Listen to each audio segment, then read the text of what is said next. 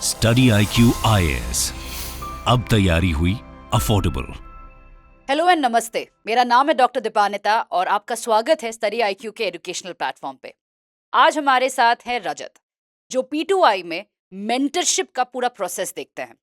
तो आज हम जानेंगे कि एग्जैक्टली मेंटरशिप है क्या, और उसके साथ साथ जानेंगे रिवीजन कितना इम्पोर्टेंट है हमारे लिए। सो रजत, कोई भी नया बैच जब मैं पढ़ाना शुरू करती हूँ तो सबसे पहला क्वेश्चन आता है कि किस तरीके से उस सिलेबस को कंप्लीट किया जाए, और सेकंड क्वेश्चन होता है रिवीजन कैसे किया जाए। अब जी। जो रिवीजन वाली बात होती है वो दो चीज से क्या रिलेटेड रहती है। एक ये है कि आप कोई भी सब्जेक्ट उठा लो, चाहे वो इंटरनेशनल रिलेशंस हो जो मैं पढ़ाती हूँ, हुँ, या आप हिस्ट्री ज्योग्राफी जो कोर सब्जेक्ट्स है। जी मैम। यूपीएससी का इतना वास्ट सिलेबस है कि आपका फोकस हमेशा सिलेबस कंप्लीशन पे रहता है yes ma'am. rather than revision. And I think that is somewhere जहाँ पे बच्चे मिस आउट भी करते हैं कि कितना इम्पोर्टेंट है रिवीजन। Yes ma'am. तो आपको क्या लगता है कि पूरे जर्नी में रिवीजन कितना इम्पोर्टेंस रखता है? मैम आई थिंक कि जो रिवीजन है वो हमारे एक प्रिपरेशन का एक पार्ट होना चाहिए। इट इज़ लाइक कि जब आप सिलेबस कंप्लीशन की तरफ चल रहे हैं या सिलेबस कंप्लीट कर रहे हैं, पढ़ रहे हैं, तो उसमें आपको रिवीजन को एज अ पार्ट बना के रखना चाहिए। जो आपका टाइम टेबल है, जो आपने शेड्यूल बनाया, उसमें एक रिवीजन को भी पूरी इम्पोर्टेंस देनी चाहिए। क्योंकि जैसे अभी आपने मेंशन किया कि हम सभी जानते हैं कि यूपीएससी का सिलेबस बहुत वास्ट है। जो आपने आज पढ़ा है, इट इज़ हाईली पॉसिबल कि आप कुछ टाइम बाद उसको भूल जाएंगे, और जब उसको भूल जाएंगे तो जो क्लासेस में आगे चल रहा होगा उसको भी शायद बहुत अच्छे से कॉम्प्रीहेंड ना कर पाएँ। तो इसके लिए हम बोलते हैं, जो स्टूडेंट्स हैं जिन्होंने अभी अपनी प्रिपरेशन स्टार्ट की है, तो से फॉर एग्जांपल उन्होंने सब्जेक्ट चल रहा है क्लासेस में पॉलिटी, तो आज फर्स्ट क्लास है उनकी पॉलिटी की। तो वी एडवाइस कि as a mentor we advise कि आपने जब नेक्स्ट क्लास में जा रहे हैं तो क्लास में जो प्रीवियस क्लास में हुआ तो उसको एक बार पढ़ के जाएं, एक बार रिवाइज करके जाएं कि लास्ट क्लास में क्या हुआ था और नेक्स्ट क्लास में क्या होने वाला है उसका भी एक बार थोड़ा सा आइडिया लेके जाएं। तो उससे ये होगा कि आपका साथ के साथ डे वन से ही आप रिवाइज भी कर रहे हैं कि आपने कल क्या पढ़ा था, और नेक्स्ट क्लास के लिए आप ऑलरेडी प्रिपेयर हो चुके हैं कि नेक्स्ट क्लास में क्या होगा, तो आप उस चीज़ को और अच्छे से समझ पाएंगे। सो साइकोलॉजी में ये कहा जाता है रिवीजन को लेके कि जो चीज़ आपको पढ़ाया जाता है, स्पेशली क्योंकि क्लासेस या जो आप पढ़ते हो वो एक साइलोज में पढ़ते हो, right? Yes you are ma'am. Studying may be for 2 hours, and उसके 2 घंटे बाद आपने 2 घंटा पढ़ाई किया, उसके बाद आपने ब्रेक लिया, बट बाय द टाइम आप गियर शिफ्ट करके कुछ और पढ़ते हो तो आपका जो रिटेंशन रहता है वो बहुत कम हो जाता है। यस। तो psychology basically says that there is a theory here that आप डेली रिवाइज करो, आप वीकली रिवाइज करो, और उसके बाद आप मंथली पे रिवीजन करना चाहिए। तो वीकली में भी जस्ट आप एक संडे को पकड़ो या जो भी आपका रहता है वहां पे आप रिवाइज करो। Yes ma'am. तो इन दिस, अगर हम डेली कर रहे हैं, वीकली कर रहे हैं, मंथली कर रहे हैं, या आपका जो रहता है, how do you make a plan for it? Like how do you make कि डेली कितना टाइम देना चाहिए या यस वीकली मैम। कितना टाइम देना चाहिए? Where do you see that kind of a timing और time management coming in for revision? Ma'am so on daily basis with say कि आप हाफ टू वन आवर दे सकते हैं रिवीजन के लिए, जिसमें मेजरली जो चीज़ें होती हैं वो ये होता है कि आपने प्रीवियस डे क्या पढ़ा है, जिसमें इंक्लूडिंग आपकी क्लास है, अगर आपने कोई बुक पढ़ी है, कुछ नोट्स पढ़े हैं, तो आप उसको at least half and to one hour आप देते रहिए। और जब हम वीकली अप्रोच पे आते हैं तो वीकली अप्रोच में जैसे हम मान लेते हैं संडे है, तो संडे को हम वी से कि आपको मोस्ट ऑफ द टाइम अपना रिवीजन पार्ट को देना चाहिए कि आपने कितना पार्ट कवर कर लिया, और एक comprehensively from day 1 to day 6 क्या क्या चीज़ें कवर की हैं वो आप एक बार रिवाइज करें, और उसके साथ साथ आपको ये आइडिया लगेगा कि मुझे कितना और कवर करना था जो रह गया है, या मैं और कितना कवर कर सकता हूँ। सो इट्स लाइक कि आपको वीकली अपना स्टेटस पता चलता रहेगा कि अपनी पढ़ाई का, अपनी प्रिपरेशन का, कि एक वीकली बेसिस में मैंने कितनी प्रिपरेशन की है। इसके साथ साथ अगर आप प्रीलिम्स के लिए जैसे ओरिएंटेड हैं तो उसमें आपको मॉक टेस्ट भी लगाना चाहिए, एमसीक्यू क्विज़ेस भी लगानी चाहिए। तो वी से कि आप रिवाइज कीजिए संडे को, और संडे ऐसा डे रखिए जिसमें आप अपना रिवीजन कर रहे हैं और एमसीक्यू प्रैक्टिस कर रहे हैं। इन केस आंसर राइटिंग कर रहे हैं तो आंसर राइटिंग भी आप संडे को कर लीजिए। यहाँ पे आपने काफी इंपॉर्टेंट सा चीज बोला, self evaluation. Yes ma'am. So ये सेल्फ इवैल्यूएशन कैसे किया जाए, स्पेशली जो फर्स्ट टाइमर हो, क्योंकि उनको हमेशा लगता है कि कोई गाइडेंस मिले, कोई मेंटर हो, कोई मुझे बता दे कि मैंने आंसर सही लिखा है कि नहीं। Yes ma'am. How does that help? How does that work actually, self evaluation? Ma'am I believe self evaluation बहुत इंपॉर्टेंट है, बट सेल्फ इवैल्यूएशन कैसे करना है whether we are on the right track कि हम अपने आप को सही पैरामीटर पे एवेलुएट कर रहे हैं, तो उसमें हमें आई थिंक कि कुछ गाइडेंस चाहिए होती है। क्योंकि जैसे आपने मेंशन किया कि कोई न्यू स्टूडेंट है जिसको एग्ज़ाम के बारे में ज़्यादा नॉलेज नहीं है, प्रोसेस के बारे में लिमिटेड नॉलेज है, तो उसके लिए एक मेंटर का रोल बहुत इंपॉर्टेंट होता है। क्योंकि एक हम एग्जांपल ले सकते हैं कि एक स्टूडेंट है जिसने अपना शेड्यूल बनाया है कि मैं इस वीक में पॉलिटी के 3 सब्जेक्ट का रिवाइज़ करूँगा और 2 मॉक टेस्ट लगाऊँगा और कुछ आंसर राइटिंग प्रैक्टिस करूँगा। तो उस वो eight the end of the day जब वो वीक में अपने आप को इवैल्यूएट करने बैठा, तो उसने देखा कि उसका 2 चैप्टर रिवाइज़ हुए हैं और जो एमसीक्यू प्रैक्टिस है होपफुली वो पूरा हो गया, बट आंसर राइटिंग की जो प्रैक्टिस है वो पूरी नहीं कर पाया। तो इट इज़ हाईली पॉसिबल उसको लगे कि जितना मैंने टारगेट अचीव किया था, सेट किया था, वो अचीव नहीं किया और कहीं न कहीं उसको एंग्ज़ायटी भी होने लग सकती है। बट यहाँ पे मेंटर का रोल इम्पोर्टेंट होता है, वो आपको एक रीज़नेबल टारगेट सेट करने में हेल्प करते हैं कि आप क्या टारगेट सेट कर रहे हैं। अपना वीकली टारगेट है या डेली है या मंथली टारगेट है। क्या आप वो पॉसिबल था टारगेट को अचीव करना, या जितना आपने अचीव किया है वो सफिशिएंट है? वो वहाँ पे आपसे बात करके जानते हैं कि आपका लास्ट वीक कैसा रहा।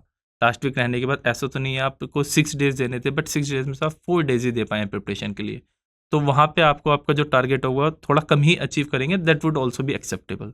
तो यहाँ पे मेंटोर आपको एक गाइड करता है on daily basis, on regular basis, कि आपको रिवीजन या अपना जो टाइम मैनेजमेंट है या जो भी आप पढ़ रहे हैं उसको किस डायरेक्शन में लेके जाना है। Reasonable target. Yes now this is a very again, क्योंकि हम जब स्टार्ट करते हैं हमें लगता है कि हम सब कुछ कर पाएंगे। Yes ma'am. हमें लगता है अरे ये तो हमने पढ़ा था, ये कितना ही टफ है, राइट? तो हम सब कुछ करने की कोशिश करते हैं and उसी वजह से डिप्रेशन भी आता है, उसी वजह से एंजाइटी आता है। यस और सबसे बड़ा बात है क्योंकि हम लोग we compare ourselves with the others, yes ma'am. Comparison करते रहते हैं, एक प्रेशर लेते रहते हैं। तो ये रीजनेबल टारगेट मेंटर कैसे सेटल करता है? ये सब कुछ पैराफेरनेरिया के बाद how does the mentor work with setting the reasonable target? तो मैम जो रीजनेबल टारगेट है वो स्टूडेंट टू स्टूडेंट सेट होते हैं। Like every aspirant is unique, सबके अपने चैलेंजेस हैं, अपनी स्ट्रेंथ है, अपनी वीकनेसेस हैं और अपने अपने गोल्स हैं। तो मेंटोर क्या करता है, पहले उस स्टूडेंट को जानने की कोशिश करता है कि लाइक आपका जो प्रिपरेशन लेवल है वो कहाँ पर है, किस स्टेज पे है। से फॉर एग्जांपल कोई स्टूडेंट है और वो उसका टारगेट है कि वो 2024 का प्रीलिम्स अटेम्प्ट करेगा, बट अभी उसके जो हमारे फाउंडेशन सब्जेक्ट्स हैं लाइक पॉलिटी, हिस्ट्री और ज्योग्राफी कहीं ना कहीं उसके वीक हैं या वो उनको बहुत अच्छे से प्रिपेयर नहीं कर पाया है।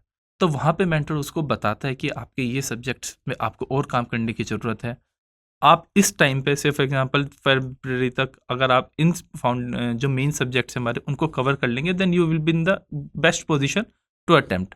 बट अगर स्टूडेंट बोलता है कि नहीं मेरे पे नहीं हो पाएगा, then we give them at reasonable target, you can go for the next attempt और यू कैन स्किप वन और the other subject if student is saying कि नहीं मुझे 2024 ही टारगेट अचीव करना है। सो मैम ये यूनिक टारगेट होते हैं, यूनिक अप्रोच होती है और वो हमें ड्राइव होती है स्टूडेंट से, क्योंकि वी बिलीव कि जो भी एक टाइम टेबल है, जो भी एक टारगेट है, वो एज पर द इंडिविजुअल होना चाहिए और वो उसी के एंड से आना चाहिए कि मैं कितना अपना टाइम प्रिपरेशन को दे सकता हूँ और कितने टाइम में मैं इन टारगेट्स को अचीव कर पाऊंगा। अगर देखा जाए 2024 के अटेम्प्ट के लिए जी सिर्फ अप्रोक्स 5 महीने बाकी हैं, जी तो eight this point of time, अब वही बात है सभी अपने यूनिक सर्कमस्टांसेस में है, तभी भी अगर हम इसको थोड़ा सा जनरलाइज करते हैं तो एक ग्रुप होता है जो फर्स्ट टाइमर्स हैं, जो एकदम पहली बार देख रहे हैं कितना गहरा पानी है, राइट? जी तो उस सिचुएशन में क्या स्ट्रैटेजी होनी चाहिए for revision right now for 2024? Yes ma'am. तो हम जो स्टूडेंट्स फर्स्ट टाइमर है, तो आई थिंक अभी वो दिसंबर में है, तो उनके जो मोस्ट ऑफ द सब्जेक्ट्स हैं वो कंप्लीट हो गए होंगे।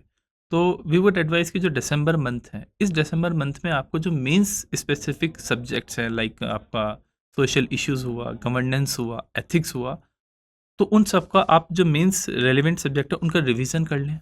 इसके साथ साथ जो आपका ऑप्शनल है जो कि बहुत इंपॉर्टेंट रोल प्ले करता है मेंस एग्जामिनेशन में, उसको भी आप कंप्लीट कर लें। अगर जो फर्स्ट टाइमर है, आई थिंक कि दिसंबर एंड तक सबके ऑप्शंस कंप्लीट हो जाते हैं और उनको एक दो बार रिवाइज कर लें अपने नोट्स को, या इन एनी फॉर्म जिस वे में भी आप ऑप्शनल को कंप्लीट करना चाहते हैं। सो दैट कि eight the end of the December you have the confidence कि जो मेरे मेंस रेलिवेंट सब्जेक्ट्स और ऑप्शनल उनको मैंने कहीं ना कहीं रिवाइज कर लिया है और कहीं ना कहीं कंप्लीटेड है। और इसके पैरेलली अब आप धीरे धीरे प्रीलिम्स के मोड में आ जाएं कि जो हमारे इम्पोर्टेंट सब्जेक्ट हैं, जैसे इन्वायरमेंट हुआ, मॉडर्न हिस्ट्री हुआ, करंट अफेयर्स हुआ, उनको आप थोड़ा ज़्यादा टाइम देना स्टार्ट करें। और from January we would say कि ऑल्दो जो हमने टाइम मेंशन किया है वो स्टूडेंट टू स्टूडेंट वेरी करता है, हम जनरली बात कर लेते हैं, तो जनवरी से ये जो मेन सब्जेक्ट है उनकी तरफ ज़्यादा ध्यान देने लगे, and specially current affairs, environment and science and take.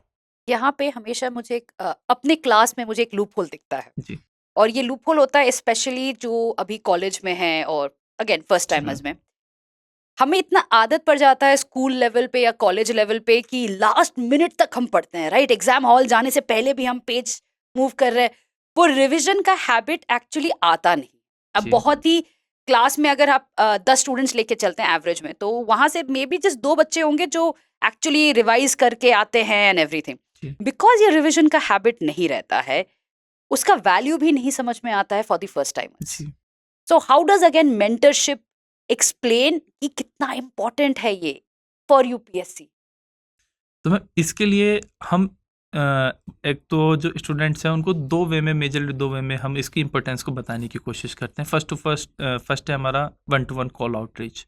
हम उनसे बात करते हैं कॉल पे, उनको बताते हैं कि लाइक यूपीएससी का सिलेबस के पे डिस्कशन करते हैं, प्रीवियस ईयर क्वेश्चंस पे डिस्कशन करते हैं, एंड एक थीम हम पर्टिकुलरली रखते हैं रिवीजन पे, जिसमें हम स्टूडेंट को रिवीजन की इंपॉर्टेंस बताते हैं। इसके साथ साथ हम कुछ पीयर टू पीयर सेशंस रखते हैं, जिसमें लाइक माइंडेड स्टूडेंट्स को हम ग्रुप करते हैं, उनको एक सेशन में बुलाते हैं और एक अपने एंड से रिवीजन की इंपॉर्टेंस को बताते हैं, जिसमें हम डिस्कस करते हैं कि प्रीलिम्स के लिए रिवीजन की अप्रोच आपकी क्या होनी चाहिए, मेंस के लिए क्या अप्रोच होनी चाहिए, अगर आप इंटरव्यू तक भी सोच रहे हैं तो आपको अभी क्या क्या चीज़ों का ध्यान रखना चाहिए। एंड वी इंश्योर कि स्टूडेंट इनको अलग अलग तरीके से ना देखें। इट्स नॉट लाइक कि आप प्रीलिम्स मेंस इंटरव्यू को अलग देख रहे हैं, दिस वर्क गोज साइमल्टेनियसली। तो उस सेशन में हम स्टूडेंट्स को इम्पोर्टेंस बताते हैं और एक दो एग्जाम्पल भी लेते हैं टॉपर्स के कि जहाँ पे उन्होंने इस चीज़ को एम्फेसाइज किया है।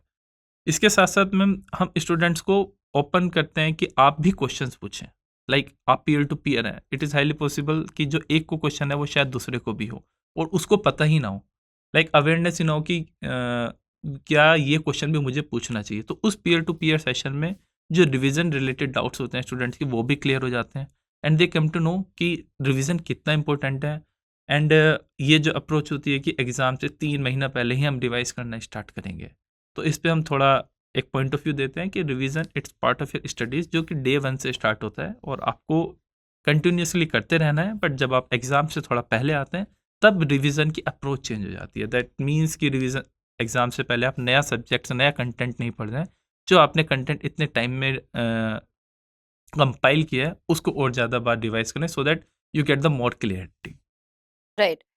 अब ये सेम चीज व्हाट अबाउट जो वर्किंग प्रोफेशनल्स, जी उनके पास टाइम बहुत कम रहता है, जी वो कैसे मैनेज करेंगे जो पढ़ाई करना है, आंसर राइटिंग करना है, प्लस रिवीजन करना है? जी तो मतलब ये हमें सबको पता है कि यार मिनिमम हमें 5 घंटा देना पड़ता है, but they are working and इधर दे आर वर्किंग या वो they are busy with something, क्योंकि घर के भी रिस्पॉन्सिबिलिटीज होती हैं। उनके लिए कैसे रिवीजन को आप मैप आउट करेंगे? मैम उनके लिए मैप आउट ऐसे कर सकते हैं कि वी आर लाइक कि आप टाइम कहाँ से सेव कर सकते हैं। लाइक नोट्स मेकिंग में थोड़ा टाइम जाता है, एंड वी बिलीव कि नोट्स करने चाहिए, बट अगर जो टाइम की लिमिटेशन है पर्टिकुलरली जॉब ऐसे एस्पिरेंट्स को जो जॉब के साथ प्रिपरेशन कर रहे हैं, तो उसके लिए मैम हम हैंड रिटन नोट्स प्रोवाइड कराते हैं।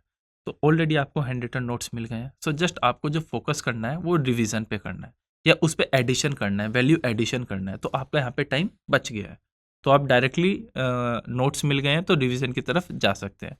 इसके साथ साथ मैम जो लिमिटेड टाइम है, तो लिमिटेड टाइम में जब हम एस्पिरेंट से बात करते हैं उससे जानने की कोशिश करते हैं कि आप इस टाइम पे किस चीज़ को फोकस में रखना चाहते हैं। कोई एस्पिरेंट आंसर राइटिंग को फोकस में रखना चाहता है, कुछ जो प्रीलिम्स के मॉक टेस्ट होते हैं उनको फोकस में रखना चाहता है। तो फिर हम उनके साथ डिस्कशन करके उनको इम्पोर्टेंस बताते हैं, लाइक अभी दिसंबर है, जनवरी में है, अभी आपको जो लिमिटेड टाइम है वो आपको प्रीलिम्स रिलेटेड प्रिपरेशन पे फोकस करना चाहिए। बट अगर जो कोई एस्पिरेंट हमसे कुछ जुलाई अगस्त सितंबर में बात करेगा, तो हम उनको बोलते हैं आप आंसर राइटिंग पे अपना फोकस कर सकते हैं, अपना ऑप्शनल कवर कर सकते हैं, सो दैट कि जो हमारी प्रिपरेशन है वो एग्ज़ाम के पैरेलल भी चलती रहे। कि जैसे अभी आपका मेंस का टाइम है, दिसंबर तक आप मेंस के सब्जेक्ट्स कवर कर सकते हैं, तो आप वहाँ पे कीजिए, वहाँ पे उनको अच्छे से रिवाइज कीजिए, and once you are coming into the prelims mode, then थोड़ा फोकस आप अपना प्रीलिम्स सब्जेक्ट पे ही कीजिए। तो जब भी हम बात करते हैं ग्रुप्स, वैरायटी ऑफ स्टूडेंट्स की, हमेशा यही रहता है कि जो कॉलेज गोइंग होता है या वर्किंग होता है, बट एक बहुत छोटा सा ग्रुप है, but a very very powerful group is of women who are इधर होम मेकर्स और they are married, they are about to be mothers or they are mothers, and they always struggle क्योंकि उनके लिए कोई, आप जाके देखिए कहीं पे प्रॉपर गाइडेंस नहीं है, Yes, ma'am. प्रॉपर कोई बताता नहीं कि कैसे आप डील करोगे। सो समवेयर आई फील कि इस सेक्शन ऑफ द सोसाइटी जो, एंड आज लास्ट 3-4 साल से आप देखोगे तो टॉप 20 में ऐसे कई सारे लेडीज आ रहे हैं जो actually they are married, they are engaged, Yes, they are ma'am. Mothers, and they have managed it fantastically. So the point then is कि इनके लिए, that particular section of students, Hmm. what should they do to manage or balance their home, their maybe they are working as well as their preparation? क्योंकि यहाँ पे 2 front नहीं है, 3 front पे आपका we are busy. How does that happen? तो ma'am actually हम पे बहुत सारे जो एस्पिरेंट्स हैं वो वर्किंग हैं, और जो फीमेल्स हैं वो मैरिड हैं। हम्म। तो मैम यहाँ पे ना मैं आपको एक मेंटर का एक्सपीरियंस शेयर करना चाहूँगा। हम्म। तो जो एक मैरिड हम पे एस्पिरेंट्स थी, तो उन पे टाइम बहुत कम था रिवाइज करने का। तो जब हमने उनसे बात की तो हमें समझ आया कि वो थोड़ा टाइम जो है अपना किचन में इन्वेस्ट करते हैं। तो मेंटर ने उनको क्या सजेस्ट किया कि आपके जो बॉक्सेस होते हैं जिसमें आपकी स्पाइसेस या कुछ रखी रहती हैं, तो वहाँ पे आप चिट बनाइए, जो चीज़ आप भूल जाते हैं लिखिए वहाँ पे, एंड देन उन बॉक्सेस पे स्टिक कर लीजिए। तो जब आप किचन में है, जब आप काम कर रहे हैं, तो आप हमेशा रिवाइज करते रहेंगे। तो जो That's इम्पोर्टेंट innovative. फैक्ट्स है। That's really innovative. That's very innovative way of revising. Yes ma'am. That's a very unique, innovative way of, and I'm sure कि काफी लेडीज को उससे एक्चुअली हेल्प होगा, राइट? और इसमें मैं एक और एक्सपीरियंस में ऐड करना चाहूँगा कि एक हमारे पास एस्पिरेंट थे जिनका बेबी छोटा है, तो लाइक उनको उसको टाइम देना पड़ता है, तो उसमें भी उनका टाइम चला जाता है। तो व्हाट वी हैव सजेस्टेड कि जब आप अपने बेबी को टाइम दे रहे हैं, तो instead of playing some music और anything, you can I would say कि क्लास आप अपनी चला लीजिए, तो आपका रिवाइज भी होता रहेगा, और इंस्टेड ऑफ प्लेइंग सॉन्ग आपको रिवीजन भी होता रहेगा और काम भी हो जाएगा आपका। Again, that's a very innovative suggestion. I think ऐसे innovative idea से ही रियलाइज होता है कि मेंटरशिप कितना इम्पोर्टेंट है, क्योंकि हाँ, सब्जेक्ट्स पे एक एक डिग्री तक होल्ड होना बहुत ज़रूरी है। Yes, sir. सभी को पता है कि क्या इम्पोर्टेंट है, right? Subject clarity is important, PYQs are important, आपको पता है कि आंसर राइटिंग सब कुछ इम्पोर्टेंट है, Yes, sir. बट उस चीज़ को कैसे आप मॉडिफाई करोगे अपने स्ट्रेंथ्स और वीकनेस Yes, को ma'am. लेके, आई थिंक वहाँ पे मेंटरशिप का काफ़ी स्ट्रॉन्ग रोल आ जाता है। Yes, ma'am. And I think ये P2I कोर्स में स्पेशली यहाँ पे जो मेंटरशिप पे इतना फोकस दिया जाता है, जी। That gives that added advantage, क्योंकि अगेन स्टडीज पे इतना ही फोकस रहता है, रिवीजन पे, हैंड रिटन नोट सभी कुछ है, बट वो मेंटरशिप का जो एक एज रहता है वो I think gives that student कि हाँ भाई मैं सही कर रहा हूँ, एक बूस्ट जरूर देता है। रजत, तो मैम जैसे आपने मेंशन किया, तो इसमें यही एक बात मैं मेंशन करना चाहूँगा, टाइम सब स्टूडेंट देते हैं। देखिए, जो बहुत सारे एस्पिरेंट्स हैं जो प्रिपरेशन करने आए हैं, तो they are dedicated towards the preparation, they are hard working.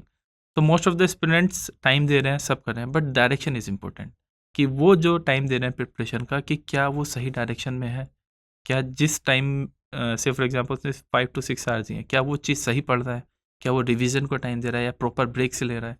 अगर जो प्रीलिम्स ओरिएंटेड प्रिपरेशन कर रहे हैं, तो क्या वो प्रॉपर टाइम एमसीक्यू क्यों दे रहा है, एमसीक्यू को दे रहा है, प्रैक्टिस कर रहे हैं, क्या उनकी एनालिसिस कर रहे हैं, उनकी एनालिसिस करने के बाद क्या वो उस पार्ट को अपनी स्टडीज़ का एक पार्ट बना रहे हैं। तो ये सारी चीज़ें भी इंपॉर्टेंट हो जाती हैं, जो कि आई थिंक मेंटोर से डिस्कशन करने के बाद या पीयर टू पीयर डिस्कशन करने के बाद ज़्यादा क्लियरिटी आती है। तो Rajat, I want to also understand कि रिवीजन कितना हेल्प करता है एग्जाम एंजाइटी को डील करने के लिए। एंड एग्जाम एंजाइटी को अगर मैं बहुत सिंपल वर्ड्स में समझाऊं, बेसिकली आप एग्जाम में बैठे हो और आपको कुछ याद नहीं आ रहा है, जी राइट? या आपको लगता है 6 महीने प्रिपरेशन करने के बाद कि आपको एग्जैक्टली कुछ नहीं आता है। जो आज के जो मैं क्लास लेती हूँ, क्योंकि आया थोड़ा लेटर हाफ में आता है, जी बच्चों को अगर मैं पॉलिटी का कुछ पूछती हूँ, बोलते हैं पढ़ा तो था पर याद नहीं आ रहा है, yes ma'am and that creates more anxiety कि हम हम्म एक्चुअली प्रिपेयर्ड नहीं हैं। यस मैम तो how does revision help with anxiety? तो ma'am I would see like this जो एनजाइटी है वो कॉन्फिडेंस ना होने की वजह से आता है, और जो एनजाइटी तब ज़्यादा आती है जो मैंने पढ़ लिया है और तब मुझे याद नहीं आ रहा है। So it's about the confidence. तो जैसे आपने पॉलिटिक एग्जांपल लिया कि मैंने पॉलिटिक कवर कर लिया और मैं एग्ज़ाम में हूँ या एग्ज़ाम से कुछ दिन पहले हूँ, और मैं एक कोई एमसीक्यू की प्रैक्टिस कर रहा हूँ, या किसी मेरे फ्रेंड ने मेरे से क्वेश्चन पूछ लिया है कि लाइक कि सुप्रीम कोर्ट के जज को हटाने के लिए क्या मेजोरिटी की ज़रूरत होती है, और मुझे याद ही नहीं आ रहा है। तो इसमें मैम जो रिवीजन है, जो आपने ऑलरेडी कवर कर लिया है, उसको जब आप रिवाइज करते हो तो वो आपकी मेमोरी में फिट हो जाता है, तो आप लॉन्ग पीरियड तक उसको याद रख पाते हैं। तो वो हमें एक कॉन्फिडेंस देता है। जब हमें कॉन्फिडेंस आता है तो एंजाइटी आई थिंक कम होती है। आई बिलीव कि anxiety and confidence are inversely proportional to each other. तो एट द एंड कि जब मुझे पता है मैंने इस सब्जेक्ट को रिवाइज किया, आई एम कॉन्फिडेंट, तो एंजाइटी वहाँ पे रहेगी नहीं कि अब भी मैं एग्ज़ाम में बैठा हूँ और मुझे सुप्रीम कोर्ट के जज से एक क्वेश्चन आया है and I know I have prepared और मुझे याद है, तो मैं उसको इजीली कर लूँगा, एंजाइटी रहेगी नहीं। वहीं पे एक टॉपिक आ गया, से फॉर एग्जांपल एनफोर्समेंट डायरेक्टरेट से एक क्वेश्चन आ गया है, तो वो मैंने कवर ही नहीं किया, तो वहाँ पे एंजाइटी आएगी ही नहीं, बिकॉज आई नो कि ये तो मैंने कवर ही नहीं किया था। नहीं, क्लास में मैं क्रिकेट का एनालॉजी देती हूँ जी कि जितना आप नेट प्रैक्टिस करोगे उतना आप मेन डे पे जाके आराम से जी खेल मैम, पाओगे। यू विल नॉट वरी कि आपका टेक्निक सही है कि नहीं। That's when your muscle memory will take over, yes ma'am, right? तो यहाँ से हम let's go to the next topic in revision. Now the point is then कि हमने डिस्कस किया कि रिवीजन का स्ट्रैटेजी क्या है, हम ये भी डिस्कस कर रहे हैं कि एग्जाम एंजाइटी को कैसे डील कर सकते हैं। But at the end of the day revision is a very lonely thing. आप अकेले करते हो, जी राइट? आप ग्रुप में नहीं करते हो, आप अकेले, यू नो बेसिकली आप अपने नोट्स या जो भी आपके पास है। तो सबसे पहला क्वेश्चन है, रिवीजन कहाँ से करना चाहिए? आपके शॉर्ट नोट से, या पूरा का पूरा रजिस्टर खोल के, क्रक्स को खोल के? सबसे पहले तो सोर्स पे आते हैं। तो जी आप बताइए पहले रिवीजन का स्टार्टिंग पॉइंट या किस सोर्स से हम स्टार्ट करेंगे? मैम, आई थिंक कि जो रिवीजन है वो अपने नोट्स से होना चाहिए, और जो नोट्स हैं वो आपके ड्राइव्ड होने चाहिए आपकी बुक से, आपकी क्लासेस से, क्रक से, या जो भी आपने कंटेंट पढ़ा है। तो उसके लिए अगर जो हम रिवर्स चलें तो सबसे पहले आपके अपने जो सोर्सेज हैं उनको लिमिट कीजिए। लाइक इस पर्टिकुलर सब्जेक्ट के लिए I am going for these 3 sources. उन 3 सोर्सेज को आप कई बार पढ़िए। पढ़ने के बाद आप उनके नोट्स बनाइए। नोट्स बनाने के बाद उनको फिर से थोड़ा रिवाइज करें, और उसके बाद एक थर्ड सेकंड इटरेशन में फिर से नोट्स बनाएं। एंड आई थिंक जब आप इतना बार सोर्सेज को पढ़ के अपने, या जो फर्स्ट इटरेशन में आपने नोट्स बनाए थे उनको पढ़ने के बाद जब सेकंड इटरेशन में नोट्स बनाएंगे, जो कि बहुत कंपाइल्ड वर्जन में होंगे, बहुत छोटे होंगे, तो उनसे आपको पूरा सब्जेक्ट ईजिली याद रहेगा, और वो एग्ज़ाम से पहले भी आपको हेल्प करेंगे। इसमें जो वेज हैं नोट्स बनाने के, आप ऑडियो नोट्स भी बना सकते हैं, स्टिकी पैड्स पेजेस जो होते हैं वो भी बना सकते हैं। लाइक आप अगर वॉल पे अपने कुछ पेजेस लगा के जो इंपॉर्टेंट फैक्ट्स हैं वो भी लिख सकते हैं, जो कि आपको लगता है मैं जनरली भूल जाता हूँ। तो इस वे में भी हम नहीं, यहाँ से रजत एक चीज याद, मतलब आईआर के लिए, क्योंकि आईआर इतना ओवरलोड है, जी सोर्सेज की कोई कमी नहीं है। आज के दिन में सभी जियोपॉलिटिकल एनालिस्ट बन चुके हैं। तो अगर हम उसको देखें, इतना मल्टीपल सोर्स है और बच्चा हमेशा लगता है कि we are missing out on something, जी ये नहीं पढ़ा तो मतलब बहुत बड़ी बात हो गई। तो इतने मल्टीपल सोर्सेज से जब हम नोट्स बनाते हैं ना, तो ए टाइम बहुत जाता है, जी बी हम खुद को कंफ्यूज करते हैं, जी और खुद के नोट्स बहुत ही रैंडम बन जाते हैं। एंड आई थिंक कि the secret to a good revision is actually good notes. जी मैम, मतलब जितना अच्छा नोट्स रहेगा आपका, उतना अच्छा रिवाइज करोगे, उतना अच्छा आंसर राइटिंग कर पाओगे। तो मेरे लिए तो I think the first step comes with making perfectly good notes, ma'am, right? जी अच्छा, तो यहाँ पे आते हैं कि how do you revise current affairs? Okay, because मतलब आईआर से I am bringing it to जी दैट जी कि how do you revise current affairs? Ma'am, current affairs के लिए जैसे आपने मेंशन किया, आवर नोट्स आर इम्पोर्टेंट, कि आपको ना लिमिट करना चाहिए कि लाइक करंट अफेयर्स बहुत इमेंस है, आप कुछ भी खोलेंगे तो आपको कोई ना कोई नया टॉपिक मिल जाएगा। तो इसके लिए सबसे पहले आपको लिमिट करना होगा कि मैं जो करंट अफेयर्स हूँ इन्हीं सोर्सेज से कवर कर रहा हूँ। जब आप इन सोर्सेज से कवर करें, दैट मीन्स कि आपने एक आई वुड से कि एक मिनिमम अमाउंट ऑफ जो करंट अफेयर्स के टॉपिक्स हैं वो कवर कर लिए हैं। उसके बाद आप कोई अदर सोर्सेज पे भी जा सकते हैं, जिससे ना अगर जो आपको इम्पोर्टेंट लग रहा है तो जो आपके ऑलरेडी मेड नोट्स है उसमें आपने उस टॉपिक्स को ऐड कर लिया। इसके साथ आप जो हमारा मॉक टेस्ट की जब आप प्रैक्टिस करते हैं उसमें भी अलग अलग डायमेंशन से टॉपिक से करंट अफेयर के क्वेश्चंस आते हैं। तो जब आप उनको प्रैक्टिस करते हैं तो उसमें भी आपको कुछ ना कुछ नए टॉपिक्स मिल जाते हैं। तो हमें ये भी यहाँ पे थोड़ा देखना होगा कि अगर कोई करंट अफेयर का टॉपिक किसी मॉक टेस्ट में है, that means it has some importance. तो आप वहाँ से भी उनको पिक करके एक कंपाइल्ड वर्जन में लिख के उनको रिवाइज कर सकते हैं। और तरीके कुछ भी हो सकते हैं। आप ऑडियो नोट्स बना लीजिए, जैसे आप कहीं ट्रैवल कर रहे हैं तब आपके कवर हो जाएंगे। उसके साथ साथ आप शॉर्ट नोट्स, स्टिकी पैड्स, इन तरीके वेज को यूज़ करके आप रिवाइज कर सकते हैं। नहीं, तो रजत अभी जैसे बात कर रहे थे कि 5 महीना बाकी है और हम्म। आपने जैसे हम बात की सोर्सेज को कर रहे हैं, तो अभी 5 महीने में we are also shifting gear कि हमने मेंस खत्म कर लिया, ऑप्शनल का रिवीजन हो चुका है, या कंप्लीट करने के बाद हम अभी प्रीलिम्स के लिए मोड पे जा रहे हैं। उसके साथ साथ सी सैट भी इम्पॉर्टेंट हो चुका है, जी। स्पेशली क्योंकि लास्ट ईयर का सी सैट का जो बाउंसर पेपर था just went above a lot of people, right? जी। इसी वजह से सी सैट भी आज के महीने में, आज के समय में इट्स वेरी इंपॉर्टेंट। तो ये सारा कुछ बैलेंस करते करते लास्ट मिनट महीने का स्ट्रैटेजी क्या होगा? तो I am again putting it across कि आप प्रीलिम्स पे आ चुके हो, प्रीलिम्स मोड कर रहे हो, सी सैट भी कर रहे हो, जी। कहीं ना कहीं पूरा एकदम you are completely engrossed into it. April महीना जी। जहाँ पे everything comes to a standstill, उस महीने का स्ट्रैटेजी क्या होगा रिवीजन के लिए? मैम, रिवीजन के लिए उस टाइम पे आपको आई वुड से कि सबसे पहले फाइनलाइज करना होगा कि ये नोट्स हैं मेरे, या ये टॉपिक्स हैं, या ये सब्जेक्ट है जो कि मैंने कवर कर लिए हैं। And from April till examination majorly I will be covering this content only. तो उसको आपको एक वे में लाइक आप 3 डेज 4 डेज की एक साइकिल बना सकते हैं, जो भी सब्जेक्ट वाइज आपको अप्रोप्रिएट लग रही है। से फॉर एग्जांपल कि एक दिन में आपने 4 आवर्स 3 to 4 आवर्स अपना रिवीजन को दिया है, तो उसमें आपने 2 सब्जेक्ट रख लिए, लाइक मॉडर्न हिस्ट्री और आपने पॉलिटी रख लिया, और आपने उसको 4 to 5 डेज दिया है कि 4 डेज में 5 डेज में इस अल्टरनेट वे में मैं 5 डेज में ये 2 सब्जेक्ट्स कंप्लीट कर लूँगा। आपके कंप्लीट हो गए, एंड देन उसके बाद आप अगेन 2 सब्जेक्ट्स रख सकते हैं कि इन 2 सब्जेक्ट्स को मैं नेक्स्ट 3 to 4 डेज में कंप्लीट कर लूँगा। तो इससे आपकी इटरेशंस हो जाएंगी कि लाइक आपने 10 डेज की इटरेशन बना ली है कि 10 डेज की एक साइकिल है जिसमें मुझे एक बार अपने सब सब्जेक्ट को रिवाइज करना है, then second iteration next 10 days. तो इस तरीके से आपको कॉन्फिडेंस भी आएगा कि मैं एक सब्जेक्ट को 3 बार अप्रैल के मंथ में ही रिवाइज कर चुका हूँ। तो अप्रैल में कोई मॉक टेस्ट नहीं? नो मैम, ये जस्ट अबाउट द रिवीजन। इसके पैरेलली आप मॉक Mock टेस्ट test में भी। भी टाइम देना है, क्योंकि हम्म। आप देखिए अगर जो अप्रैल का मंथ है तो उसमें वी आर एक्सपेक्टिंग कि you are giving most of your time, कि जितना भी टाइम आप पे अवेलेबल है वो आप दे रहे हैं। हम्म। इसके साथ फिर पैरेलली आप मॉक टेस्ट भी दे रहे हैं।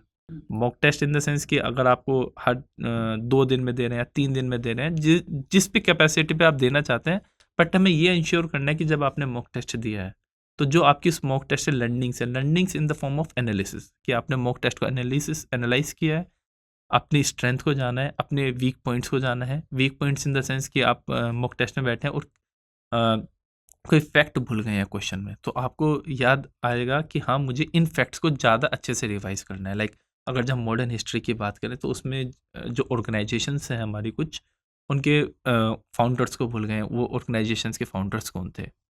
तो आपको आइडिया लग गया कि अब मुझे रिवीजन में जब मैं मॉडर्न हिस्ट्री का रिवीजन करूंगा तो मेरा ज़्यादा फोकस ऑर्गेनाइजेशंस पे रहेगा या फैक्चुअल पार्ट पे रहेगा। तो इस तरीके के एनालिसिस को भी हमें अपने रिवीजन से ऐड करना है। तो प्रैक्टिस जो होगी एमसीक्यू की, इट वुड बी वन और the other way of revision, कि आपने जो कंटेंट प्रिपेयर किया है उसको कैसे आप कितना एग्ज़ाम में पुट कर पा रहे हैं। लाइक क्या आप सही में याद कर पा रहे हैं कि जो क्वेश्चन पूछा गया है। बट उसी समय में तो ऐसा भी लगता है कि याद नहीं आ रहा है, राइट? जी। उसी समय पे लगता है कि अरे ये तो छूट गया था। और स्पेशली मैंने देखा है मैपिंग वाले क्वेश्चंस, जी। वही सबसे ज्यादा डराने लगने लगते हैं उसी समय पे, क्योंकि अब मैप सबसे पहला चीज बच्चा वही करता है जब यूपीएससी जर्नी में जाता है कि अपने कमरे में मैप लगाता है, जी। और लास्ट महीने जो अप्रैल महीना है वो मैप के सामने खड़ा रहता है देखने के लिए जी। कि याद आ रहा है कि नहीं। उसी आई think that is also one way of triggering the anxiety, कि आपको बहुत ज्यादा आप कोशिश करते हो याद करने की, जी। और उस समय पे आप अपने आप पे बहुत ज्यादा प्रेशर डालते हो। तो I think a systematic revision plan जी। राइट, लास्ट मिनट में systematic revision plan is very important. जी मैम। ये नहीं कि आप अपने आप से मतलब you're testing your memory in a very random way. तो Rajat, now coming to this question कि 3 mistakes students do while revising, what would you say कि at this point of time जो 3 गलतियां करते हैं बच्चे? तो मैम आई वुड से कि फर्स्ट जो मिस्टेक होगी उनकी ये होगी, वो अपने सोर्सेज जो हैं, जो कंटेंट है उसको बहुत ज़्यादा ऐड सब्ट्रैक्ट करना है। Add subtract in the sense कि उनको क्यों कुछ नई सोर्स ऑफ इंफॉर्मेशन मिला एंड दे गॉट पैनिक कि यार ये तो मैंने ऐड नहीं किया है, अब मैं इसको भी ऐड कर लेता हूँ। दैट मीन्स कि they are not static more or less on the content that they are going to prepare या they are going to revise. Second में कोई प्लान नहीं है। प्लान इन द सेंस कि लॉन्ग टर्म प्लान नहीं है कि आज मैंने सोचा कि मुझे हिस्ट्री याद नहीं आ रही है, ज्योग्राफी याद नहीं आ रही है, मैंने आज हिस्ट्री ज्योग्राफी रिवाइज कर ली और फिर पता चला 1 महीने बाद मैं हिस्ट्री ज्योग्राफी का नंबर ही नहीं आया। तो उसमें एक लॉन्ग टर्म प्लानिंग चाहिए। लाइक आई वुड से कि एटलीस्ट हमें वीकली, फोर्टनाइटली और मंथली प्लानिंग तो करनी ही चाहिए। एंड देन जब आपने रिवीजन कर लिया है तो दे आर लाइक कि रिवीजन हो गया है, मुझे याद आ रहा है, but they are not practising in the sense कि अगर आप प्रीलिम्स ओरिएंटेड हैं तो आप जो मॉक टेस्ट है उनको प्रैक्टिस नहीं कर रहे हैं। अगर आप मेंस ओरिएंटेड हैं तो आपने कंटेंट सब प्रिपेयर किया है बट प्रैक्टिस नहीं कर रहे हैं। तो ये जो थर्ड पार्ट आता है कि जो आपने रिवाइज किया है उसको हमें शो करना है अपने आप को कि क्या जो हमने प्रिपेयर किया है वो सही में एग्जामिनेशन हॉल के टाइम पे हम उसको रिटेन कर पाएंगे। तो आई वुड से कि ये 3 mistakes. So I would add here, जब भी आप प्लान बना रहे हो मेक इट वेरी रियलिस्टिक, क्योंकि जी आप सोसाइटी में रह रहे हो, राइट? इट्स वेरी इंपॉर्टेंट कि आप अपना हेल्थ, अपना mental health as well as family को टाइम दीजिए, क्योंकि if you don't take a break, अगर आप हमेशा से अपने you are always trapped into thinking, आप कभी भी रिफ्रेश्ड माइंड में स्ट्रैटेजी नहीं बना पाओगे। So you really need a break, take an afternoon off, जैसे भी आपको लगता है आप अपने अकॉर्डिंगली ब्रेक लीजिए, come back to it with a fresh mind and you will see कि आपका कहाँ पे वीकनेस है, स्ट्रेंथ है, आप उसको अपने आप ट्वीक करके make a very realistic plan. Don't try to touch the skies, it is not feasible. That is something that I keep telling students. Okay, now Rajat, let's just come to the last point here then. Yes ma'am. 2025 के लिए, ठीक है, 2024 हमने काफ़ी discuss कर लिया, 2025 long term plan कर रहे हैं, राइट? दैट मीन्स हमें पता है हमारे पास टाइम है। ये टाइम होना भी एक तरीके से डेंजरस है क्योंकि डिसिप्लिन आता नहीं है। जी मैम। दूसरी चीज़ है कि बिकॉज इट्स लॉन्ग टर्म, हम सोचते हैं कि हम धीरे धीरे एकदम स्टेडीली करेंगे। व्हाट डू यू थिंक कि यहाँ पे रिवीजन का क्या स्ट्रैटेजी रहना चाहिए? जी मैम, रिवीजन का स्ट्रेटजी यहाँ पे आई वुड से अगेन जो वीकली और जो मंथली अप्रोच है वो बहुत ज़्यादा हेल्पफुल होती है, स्पेशली जो 2025 का अटैम्प्ट कर रहे हैं। क्योंकि जो 2025 का अटैम्प्ट कर रहे हैं they are like they may be in the college या अभी जॉब में है कि they are giving proper time कि हम सब चीज़ कवर कर लेते हैं एंड तब 2025 में अटैम्प्ट करेंगे। तो इसके लिए मैम जैसे अभी उनको आंसर राइटिंग पे फोकस करना चाहिए, तो उसके लिए इनका एक revision plan in the sense कि एक आंसर राइटिंग को भी वो एक पार्ट दे रहे हैं कि मुझे वीकली आंसर राइटिंग रिलेटेड जो कंटेंट है उसका रिवाइज करना है। जो सब्जेक्ट है अगर वो डेली प्रिपरेशन, डेली टाइम नहीं दे पा रहे रिवीजन को, तो वो वीकली जो क्लास का रिवीजन है, नोट्स का रिवीजन है, उसको टाइम दे रहे हैं। फोर्टनाइटली जो उन्होंने 1 to 14 डेज में कंप्लीट कर लिया है, 14 या 15 डेज में उसको एक बार रिवाइज कर ले। फर्दर जो एक बार उनका सब्जेक्ट कंप्लीट हो गया है, जैसे उनका इकोनॉमिक्स सब्जेक्ट कंप्लीट हो गया, तो उसको ऐसा नहीं है कि वो भूल जाएं कि आज उनका इकोनॉमिक्स सब्जेक्ट कंप्लीट हो गया तो मंथली एटलीस्ट एक बार उसको रिवाइज ज़रूर करें। फ्रॉम नेक्स्ट मंथ कि मुझे जनवरी से इकोनॉमिक्स को एक बार रिवाइज कम्प्लीटली करना है। इन द मीन टाइम उनका दूसरा सब्जेक्ट कंप्लीट हो जाएगा, तो फ्रॉम नेक्स्ट मंथ से फॉर एग्जांपल फरवरी उनका दोनों सब्जेक्ट का एक बार उनको रिवाइज करना है। तो इससे मैम स्टूडेंट को कॉन्फिडेंस भी हमेशा रहेगा कि मेरे 2 सब्जेक्ट कंप्लीट हो गए हैं और मुझे उसके बारे में नॉलेज भी है। एंड फर्दर जब वो स्टूडेंट रिवाइज करता है तो मैम आप देखेंगे जो सब सब्जेक्ट है कहीं ना कहीं कोरिलेटेड है, तो जो दूसरे सब्जेक्ट्स हैं वो और ज़्यादा अच्छे से समझ में आने लगते हैं। सो फॉर एग्जांपल अगर आपने हिस्ट्री, मॉडर्न हिस्ट्री कंप्लीट कर लिया तो automatically it will help you in the polity. तो को रिलेशन करके भी करते हैं तो मज़ा भी आता है पढ़ने में। और रिवीजन से like revision makes things interesting, क्योंकि आपको पता है यार मुझे इतने नॉलेज है सब है। तो नहीं, रिवीजन से क्या होता है, कभी कभी आपको खुद कनेक्शंस बना लेते हो आप जी कि अरे ये भी तो एंगल आ सकता है, and I think that gives you a drive to read more, to find it out. And एक रहता है कि revision always helps you not only build confidence, but एक अपने ऊपर भी लगता है कि यार इसके साथ वो कनेक्ट कर सकते हैं, नए नए आइडियाज आते हैं. That's there. बट यहाँ पे मुझे एक चीज और ऐड करना था रजत, दैट रिविजन का मतलब हमेशा ये नहीं होता है कि आप पूरा नोट्स वोट्स लेके भी बैठो. मेरा हमेशा रहता है कि क्लास, जैसे कि शाम की क्लास है 6 से 9, जी 9 बजे के बाद अब बच्चे को मैं अगर बोलूं कि रिवाइज करो तो दिक्कत है, क्योंकि अगले दिन उनका हो सकता है कॉलेज हो या वर्किंग है. तो मेरा सजेशन रहता है कि क्लास खत्म हो जाए, you have your dinner, 15-20 minute अगर आप मेंटली भी just you remember the class, जी कि अरे ये बोला था, अच्छा ये भी किया था, वो भी किया था, अच्छा इसके साथ, मतलब you know just kind of एक बार आप चीज को 15-20 मिनट तक जस्ट याद करो. जी वो भी काफी रहता है अनटिल अनलेस यू आप कम डाउन एंड अपने नोट्स वोट्स बनाते हो, जी मैम. राइट. तो just the thought of it आप अपने दिमाग में लगा करते रहोगे तो काफी रिवाइज होता है. यस उसका भी इम्पैक्ट है, उसको भी हल्के में नहीं लेना चाहिए. That has its value in this whole journey of UPSC. Yes So again, Rajat, just again coming back to the last question of the session. So we understood कि revision कितना important है. We also understand कि mentors का role कितना important है.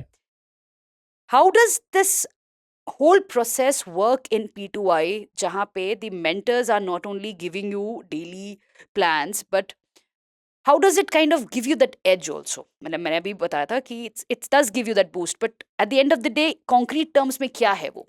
जी ma'am. तो मैं इन P2I mentorship जो हम एस्पिरेंट हैं, तो एस्पिरेंट को सबसे पहले फोकस हम यही करते हैं कि जो आपकी जो क्लासेस हैं आप उनको कवर करो, क्योंकि because we are new to this preparation. सबसे पहले आपको जो आपके फंडामेंटल कंसेप्ट्स है वो क्लियर होने ज़रूरी है. इसके साथ फिर हम स्टूडेंट से बोलते हैं कि आप एक अपना प्लान हमें शेयर कीजिए, like in the form of time table, कि व्हाट यू थिंक कि आपको किस तरीके से पढ़ना चाहिए. तो वो टाइम टेबल हमारे पास आता है. तो जब हमारे पास टाइम टेबल आता है तो हम उसको डिस्कस करते हैं, उसमें देखते हैं कि क्या क्या चीज़ें मिसिंग है, और उसमें एक रिवीजन जो एस्पेक्ट है वो जनरली हमने देखा है वो मिस रहता है. तो फिर हम स्टूडेंट के साथ डिस्कस करके एक जो भी एलिमेंट उसमें मिस हैं ऐड करते हैं, जिसमें वे इंश्योर कि एक रिवीजन जो एलिमेंट है वो ऐड हो, एक प्रॉपर ब्रेक्स ऐड हो. वी स्ट्रांगली रिकमेंड कि आपको 1-1.5 घंटे से ज़्यादा कंटिन्यूसली पढ़ना नहीं है. 1.5 घंटे बाद प्लीज़ डू टेक ब्रेक्स.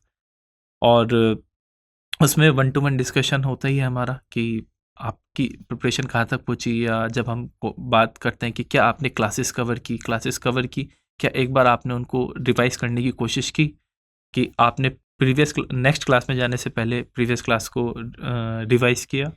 और फिर मैम वीकली हम उनको बोलते हैं कि जो आपका पार्ट है एटलीस्ट वीकली आप जो भी आपका मंडे टू सैटरडे रह गया है, on Sunday do complete that and do give time to your revision, क्योंकि revision is very important. Right. Thank you, Rajat. Thank you for letting us know how mentorship works, how it is important in this whole journey, and thank you for just letting us all know कि कितना important revision है और कैसे किया जा सकता है revision. With this, we come to an end of today's session. Thank you for joining me and Rajat. Thank you, so much, Rajat, for joining me here. Thank you. Study IQ IAS. अब तैयारी हुई affordable.